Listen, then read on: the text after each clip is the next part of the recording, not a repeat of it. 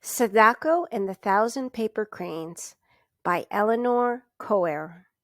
Chapter 5 The Golden Crane. The next morning, Sadako woke up slowly. She listened for the familiar sounds of her mother making breakfast, but there were only the new and different sounds of a hospital. Sadako sighed. She had hoped that yesterday was just a bad dream. It was even more real when Nurse Yasunaga came in to give her a shot. "Getting shots is part of being in the hospital," the plump nurse said briskly. "You'll get used to it."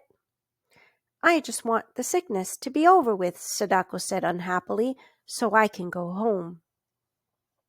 That afternoon, Chizuko was Sadako's first visitor. She smiled mysteriously as she held something behind her back. "Shut your eyes," she said. While Sadako squinted her eyes tightly shut, Chizuko put some pieces of paper and scissors on the bed. "Now you can look," she said. "What is it?" Sadako asked, staring at the paper. Chizuko was pleased with herself. "I figured out a way for you to get well," she said proudly. "Watch." She cut a piece of gold paper into a large square.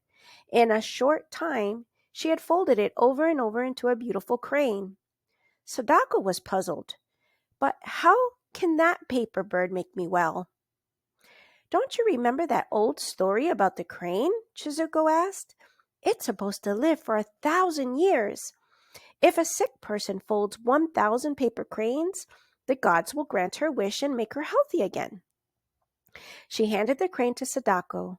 "Here's your first one." Sadako's eyes filled with tears. How kind of Chizuko to bring a good luck charm, especially when her friend didn't really believe in such things. Sadako took the golden crane and made a wish. The funniest little feeling came over her when she touched the bird. It must be a good omen. "Thank you, Chizuko-chan," she whispered. "I'll never, never part with it." When she began to work with the paper, Sadako discovered that folding a crane wasn't as easy as it looked. With Chizuko's help, she learned how to do the difficult parts.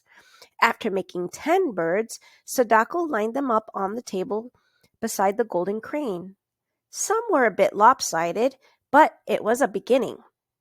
"Now I have only 990 to make," Sadako said. With the golden crane nearby, she felt safe and lucky. Why, in a few weeks, she would be able to finish the 1,000. Then she would be strong enough to go home. That evening, Masahiro brought Sadako's homework from school. When he saw the cranes, he said, "There isn't enough room on that small table to show off your birds. I'll hang them from the ceiling for you." Sadako was smiling all over. "Do you promise to hang every crane I make?" she asked. Masahiro promised. "That's fine," Sadako said, her eyes twinkling with mischief. "Then you'll have to hang the whole 1,000. "1,000?" her brother groaned. "You're joking." Sadako told him the story of the cranes. Masahiro ran a hand through his straight black hair. "You tricked me," he said with a grin. "But I'll do it anyhow." He borrowed some thread and tacks from Nurse Yasunaga and hung the first 10 cranes. The golden crane stayed in its place of honor on the table. After supper, Mrs. Sasaki brought Mitsu and Aiji to the hospital. Everyone was surprised to see the birds.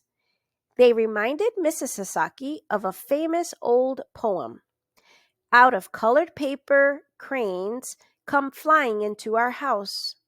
Mitsu and Aiji liked the golden crane best, but Mrs. Sasaki chose the tiniest one made of fancy green paper with pink parasols on it.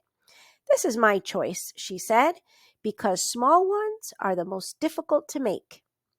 After visiting hours, it was lonely in the hospital room, so lonely that Sadako folded more cranes to keep up her courage.